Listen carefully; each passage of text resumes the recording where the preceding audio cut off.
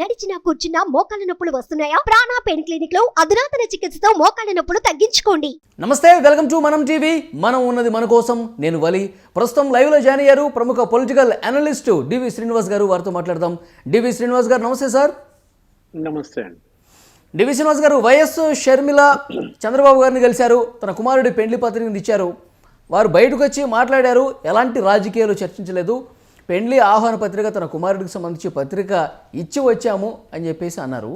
అయితే జరుగుతున్న ప్రచారం జగన్మోహన్ రెడ్డి గురించి చర్చించినట్టుగా తెలుస్తుంది. జగన్ గారి వైఖరి గురించి లోపల చర్చించినట్టుగా తెలుస్తుంది. కాంగ్రెస్ తన బాధ్యతలకు సంబంధించి ఏమైనా డిలే చేస్తే, ఇబ్బందికర పరిస్థితి ఏమన్నా ఉంటే కనుక నేను బయటకు వస్తాను, టీడీపీ జనసేనకు మద్దతు ఇస్తాను అని అన్నట్లుగా ప్రచారం అయితే జరుగుతుంది. అలాంటి పరిస్థితి ఉందా సార్? యాంటికబ్బా ఇప్పుడు ఎందుకు బీజేపీ ఏమంటుందో అన్నాడా చంద్రబాబు కూడా అదే సమాధానం చెప్పారా? ఇప్పుడు మనం గతంలో మీడియాలో చూసాం. అన్నకి శుభలాకి ఇవ్వడానికి చెల్లి అపాయింట్మెంట్ అడిగితే జగన్మోహన్ రెడ్డి ఈ విధమైన కామెంట్స్ చేశారు అని మనం మీడియాలో చూసాం. ఇప్పుడు ఎందుకబ్బా అని చెల్లినే అన్నట్లుగా ఇప్పుడు అదే విధంగా షర్మిల కూడా చంద్రబాబు అపాయింట్మెంట్ అడిగితే చంద్రబాబు కూడా అలాగే అనంటాడా? ఇది ఇప్పుడు వాళ్ళ ప్రజల్లో కూడా దీనిపైన చర్చ జరుగుద్ది అన్నమాట. ఇప్పుడు షర్మిల తాడేపల్లి ప్యాలెస్ కి వెళ్ళి అన్నకి శుభలేఖ ఇవ్వటం అది ఆఫ్ స్క్రీన్ మీద పెట్టు. చంద్రబాబు దగ్గరికి వెళ్ళి అక్కడ శుభలేఖ ఇవ్వటం ఇది ఆఫ్ స్క్రీన్ మీద పెట్టు. అప్పుడు షర్మిల ఫీలింగ్స్ ఎలా ఉన్నాయి, ఇప్పుడు షర్మిల ఫీలింగ్స్ ఎలా ఉన్నాయి, అప్పుడు ఆమె ముఖంలో గ్లో ఎంత ఉంది, ఇప్పుడు ఆమె ముఖంలో గ్లో ఎంత ఉంది. అవును. ఇప్పుడు అక్కడ అన్న దగ్గరికి వెళ్ళినప్పుడు ముఖం ఎలాడేసుకుని వెళ్ళి మళ్ళా తిరిగి వచ్చేటప్పుడు ముఖం ఎలాడేసుకొచ్చి ఒక 10 నిమిషాలు కూడా అన్న అపాయింట్మెంట్ ఇవ్వలేదు అన్నట్టుగా మనం చూసాం. అవును, ఎక్కువసేపు ఉండలేదు సార్. అలా వెళ్ళారు, ఇలా వచ్చేసారు జగన్మోహన్ రెడ్డి గారిని కలిసినప్పుడు. బ్రదర్ అనిల్ కూడా వెళ్ళలేదు. అసలు అదొక 2 ఎకరాల ఇల్లు, అది నడుచుకుంటూ వెళ్ళటానికి 5 నిమిషాలు 10 నిమిషాలు పట్టుద్ది. అంటే ముక్తసరిగా మొక్కుబడిగా అక్కడ శుభలేఖ తతంగం తాడేపల్లి ప్యాలెస్ లో జరిగింది అనేది మనకు కనపడుతుంది. అదే ఇక్కడ మరి చంద్రబాబు ఇంటికి వెళ్ళి శుభలేఖ ఇచ్చి ఆమె బయటకు వచ్చినప్పుడు ఆమె మీడియాతో మాట్లాడింది. ఏమని? చాలాసేపు మాట్లాడాను అందా? అవును, అరగంటకు పైగా చర్చలు జరిగినాయి అని చెప్పారు. కేవలం పెళ్లి పత్రిక ఇచ్చానని బయట మీడియాతో చెప్పారు, కానీ అరగంటకు పైగా రాజకీయాల గురించి చర్చించినట్టుగా సమాచారం సార్. చెప్పింది కదా ఆమె కూడా. రాజకీయం అంటే రాజకీయం చర్చించలేదు అన్నా కూడా అది మనం ఎలా యాక్సెప్ట్ చేస్తారు జనం? ఇప్పుడు ఆమె చెప్పింది ఏంటి, మా నాన్న ఆయన కలిసి పనిచేసిన విధానం. అవును, ఎంత స్నేహంగా కలిసిమెలిసి తిరిగే వాళ్ళం. అప్పుడు మంత్రులుగా మేము అంజయ్య క్యాబినెట్ లో మేము మంత్రులుగా ప్రమాణ స్వీకారం, ఎమ్మెల్యేలుగా మొదటిసారి మేమిద్దరం ఎలక్ట్ అయింది. 78 బ్యాచ్. ఏది చంద్రబాబును వాళ్ళ నాన్న కూడా 1978 అన్నమాట ఫస్ట్ టైం ఎమ్మెల్యేస్. వెంటనే మరి ఫస్ట్ టైం అంజయ్య క్యాబినెట్ లో ఇద్దరు ఒకేసారి మంత్రిగా అయ్యారు. ఇప్పుడు ఆ పరిస్థితుల్లో ముఖ్యమంత్రుల మార్పిడి వాటన్నిటి గురించి కూడా మాట్లాడిన చెప్పింది ఆమె. ఎవరు? షర్మిల. తన తండ్రి స్నేహితుడు, జిగ్ని దోస్త్ కదా ఒకప్పుడు. చంద్రబాబును రాజశేఖర్ రెడ్డి కాంగ్రెస్ పార్టీలో కలిసి పనిచేసిన దీంట్లో తండ్రి లాంటి వ్యక్తే కదా. ఇది ఏజ్ గా మనం చూసినట్లయితే చంద్రబాబు కూడా ఆయనతో పనిచేసినప్పుడు వెళ్ళి కార్డు ఇచ్చి బయటకు వచ్చి ఆమె మాటల్లో కూడా మీరు విన్నట్లయితే లోకేష్ కి క్రిస్మస్ కేక్ పంపాను, ఆ క్రిస్మస్ కేక్ పంపిన దాని ప్రకంపనలు ఏంటి అని కూడా అన్నట్టుంది. అవును, హరీష్ కి పంపాను, కవితకి పంపాను చెప్పారు. అవును, అంటే లోకేష్ కి కేక్ పంపినా అక్కడ తాడేపల్లి ప్యాలెస్ లో ప్రకంపనలు. చంద్రబాబు ఇంటికి వెళ్ళి కొడుకు పెళ్లికి శుభలేఖ ఇచ్చినా అక్కడ భూకంపం పుడుతోంది. బహుశా మరి ఈమె షర్మిల చంద్రబాబు ఇంటికి వెళ్ళగానే తాడేపల్లిలో టీవీలు బగిలాయంటావా? ఇప్పుడు జనరల్ గా జగన్మోహన్ రెడ్డి కోపం సార్ వస్తే అరగంటకు పైగా చర్చించారు వైఎస్ షర్మిల చంద్రబాబు గారితో. తన తండ్రితో ఉన్నటువంటి అనుబంధం, అప్పుడు రాజకీయాలు ఏ విధంగా ఉండేవి, వీటితో పాటు కాంగ్రెస్లో తాను అనుకున్నటువంటి బాధ్యతలు రాకుండా జగన్మోహన్ రెడ్డి గారు అడ్డుపడుతున్నారు. ఒకవేళ అదే జరిగి తాను అనుకున్నటువంటి పరిస్థితి లేకపోతే గనక కాంగ్రెస్ పార్టీ నుంచి నేను బయటకు వచ్చి టీడీపీ జనసేన కూటమికి మద్దతుగా ప్రచారం కూడా చేస్తాను, ఆ డెసిషన్ తీసుకోవడానికి కూడా నేను వెనుకాడను, ఈ చర్చ జరిగినట్టుగా ప్రచారం ఉంది సార్. ఎట్లా చూస్తారు? అంత పరిస్థితి రాదు. ఏంటి, కాంగ్రెస్ పార్టీ ఆమెను వదులుకోవటానికి ఏమీ సిద్ధంగా ఉండదు. కాంగ్రెస్ పార్టీ పైన జగన్మోహన్ రెడ్డి ఒత్తిడి అంత సినిమా కూడా లేదు. ఎందుకంటే జగన్మోహన్ రెడ్డి బీజేపీ మనిషి అయిపోయాడు కదా. యాంటికబ్బా బీజేపీ వాళ్ళ కోపం వస్తుంది అన్నాడంటే, యాంటికబ్బా కాంగ్రెస్ వాళ్ళ కోపం వస్తుంది అన్నాడా? అనలేదు కదా. కాబట్టి ఏంటంటే ఆమె కాంగ్రెస్ పార్టీ నాయకురాలుగా, కాకపోతే మీరన్నట్టు ఒక మీటింగ్ జరిగిందంటే మళ్ళీ పాస్ట్ ప్రజెంట్ మూడి ఉంటుంది. ఇప్పుడు షర్మిల కార్డు తీసుకుని చంద్రబాబు దగ్గర ఫస్ట్ అడిగే క్వశ్చన్ ఏంటయా చెప్పు, నువ్వు కామన్ సెన్స్ తో మనం మాట్లాడుకున్నట్టయితే, ఏం సార్ ఎలా ఉన్నారు అని అడుగుద్దా లేదా? అవును. ఆరోగ్యం ఎలా ఉంది అని అడుగుద్దు కదా. అప్పుడు వాళ్ళన్న మరి ఈయన ఆరోగ్యం పాడు చేశాడుగా 53 రోజులు జైల్లో పెట్టి. అవునవును. జైలుకి వెళ్ళి వచ్చిన తర్వాత చంద్రబాబుని ఇదే ఫస్ట్ టైం షర్మిల పలకరించి ఎలా ఉంది అంటది. ఈ సందర్భంలో మరి వస్తాయి కదా, ఆయన బాధితుడే, ఈమె బాధితురాలే. ఓకే, జగన్మోహన్ రెడ్డి బాధితులే కదా వీళ్ళందరూ కూడా. మరి నీకు పాస్ట్ చర్చ జరిగిందన్నావు, ఏది రాజశేఖర్ రెడ్డి మంత్రులుగా పనిచేయటము, ముఖ్యమంత్రుల మార్పిడి, పొద్దు నుంచి సాయంత్రం దాకా మీ నాన్న నేను కలిసి తిరిగేవాళ్ళం, ఇదంతా కూడా గతం. అవును. మీ ఆరోగ్యం ఎలా ఉంది, మరి హెల్త్ బాగుందా, మా అన్నయ్య ఇలా చేశాడు, ఇది ఇది ఇది గత, ఇది భవిష్యత్, ఇది వర్తమానం, ప్రజెంట్ జరుగుతుంది. భవిష్యత్తు చర్చ కూడా ఉంటది కదా.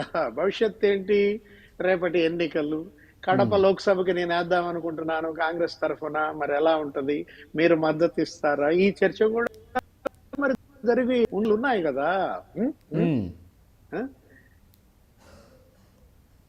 అది present tense, past tense, future tense అన్ని చర్చలు జరిగే ఉంటాయి. ఎందుకంటే చాలా సేపు ఉందని ఆమె చెప్పారు కదా. అవును సార్. ఇప్పుడు చాలా మంది కాంగ్రెస్ పార్టీకి సంబంధించినటువంటి నాయకులు కావచ్చు, ఇప్పుడు వైసీపీ అసంతృప్త నేతలు లైక్ ఆర్కే లాంటి వాళ్ళు, షర్మిల గారు ఎప్పుడెప్పుడు వస్తారా, ఎప్పుడెప్పుడు క్యూ కొడదామని చెప్పి చాలా రెడీగా ఉన్నారు. కానీ ఇక్కడేమో లేట్ అవుతున్న పరిస్థితి కనిపిస్తోంది. ఏంటి, దీని వెనకాల ఏమన్నా గేమ్ ప్లాన్ జరుగుతుందా? ఆమె కొడుకు పెళ్లి కదా, రేపు 17వ తారీఖు ఉందనుకుంటా ఎంగేజ్మెంట్. మరి ఎంగేజ్మెంట్ దీంట్లో అది అవ్వాలి కదా. ఏది ఎంగేజ్మెంట్ కార్యక్రమానికి మరి ఎవరెవరు వస్తారు ఏంటి, నీకు అదొక పెద్ద ఎపిసోడ్. ఏంటి, అటు రాహుల్ గాంధీ, సోనియా, ఇటు చంద్రబాబు, మరి మేనమా వస్తాడా రాడా, మేనత్ వస్తుందా రాదా, ఈ ఎపిసోడ్ అంతా మనం చూడాలా. ఏది 17వ తారీఖు కోసం నువ్వు వేచి ఉండాలి. 17th అనుకుంటా ఎంగేజ్మెంట్. మంచి సినిమా ఉంటుంది ఆ రోజు. అది కాదు, ఇవాళ మనం చూసినట్లయితే ఆంధ్రప్రదేశ్ పరిణామాలు, షర్మిల ఇవాళ కాంగ్రెస్ పార్టీలో చేరిక, తెలుగుదేశం జనసేన పొత్తు, రేపటి ఎన్నికలు, ఇది కదా ఏది మనం ముందు ఉన్నటువంటి ఎజెండా. అవును. శుభలేఖ తీసుకెళ్లి చంద్రబాబుకి ఇచ్చిందంటే, ఇప్పుడు చంద్రబాబుకి ఆస్తి తగాదాలు ఏం లేవు, పొలం గట్ల పంచాయతీ అంతకంటే లేదు, రాజకీయ పోస్టుల వైరుధ్యాలు ఏమీ లేవు, ఆయనదో పార్టీ ఈమెదో పార్టీ. ఆస్తి తగాదాలు, పొలం గట్ల పంచాయతీలు, రాజకీయ వాటాల తగాదాలు ఉన్న అన్న ఇంటికే వెళ్ళి ఇచ్చింది కదా. అవును. కాబట్టి శుభలేఖ ఇవ్వటంలో నువ్వు వేరే కోణం చూడాల్సిన అవసరం లేదు. ఓకే సార్, ఇప్పుడు తెలుగుదేశం పార్టీతో మంచి అనుబంధం కొనసాగుతోంది. కాంగ్రెస్ పార్టీ ఇప్పుడు వైఎస్ షర్మిల గారు ఉన్నారు కాబట్టి ఎట్లా ఉండబోతుంది సార్? టీడీపీ జనసేన కాంగ్రెస్ ఏమన్నా యాడ్ అయ్యే పరిస్థితి ఉండొచ్చా భవిష్యత్తులో? ఇవేమీ జరగవు. ఎందుకంటే కాంగ్రెస్ పార్టీ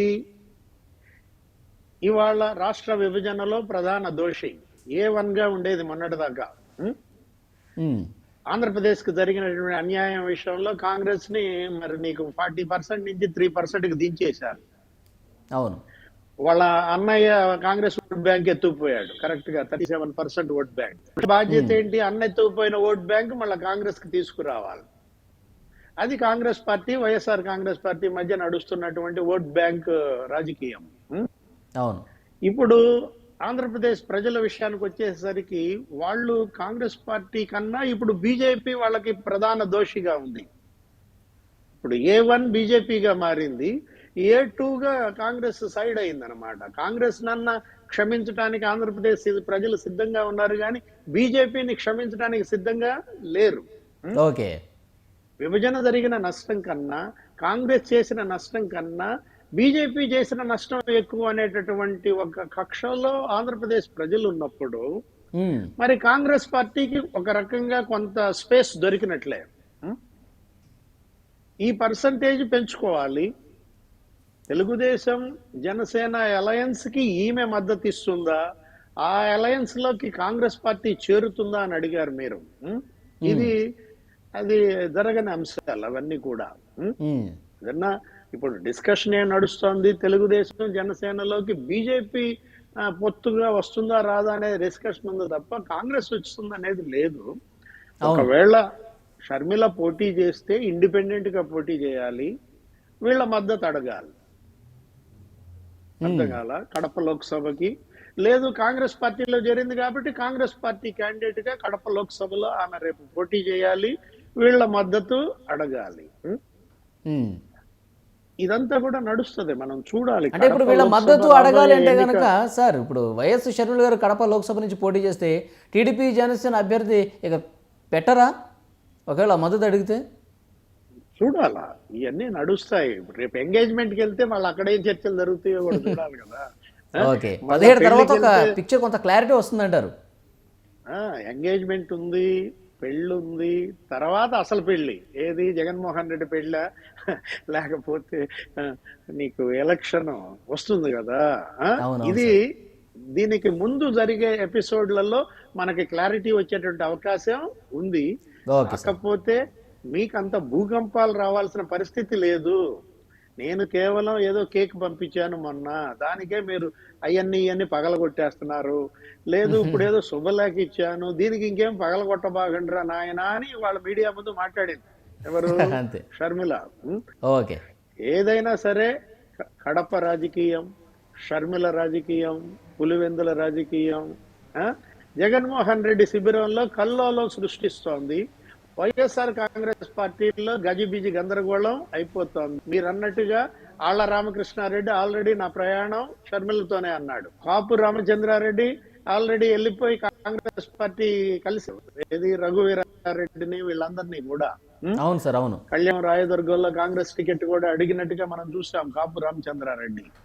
జగన్మోహన్ రెడ్డి ఎవరినైతే ఈ రోజు చీటీలన్నీ చించేస్తున్నాడో, బీసీ ఎస్సీ ఎస్టీ కదా, ఎలీజా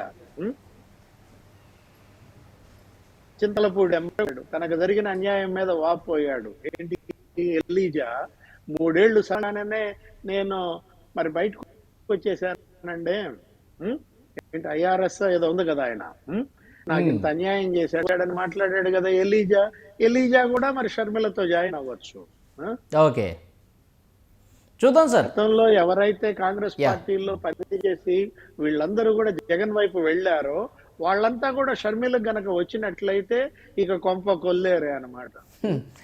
చూద్దాం సార్, ఎట్లా ఇంకా ఎన్ని కొత్త పరిణామాలు కొత్త మలుపులు తీసుకుంటుందో చూద్దాం. థ్యాంక్ యూ వెరీ మచ్ డివి శ్రీనివాస్ గారు.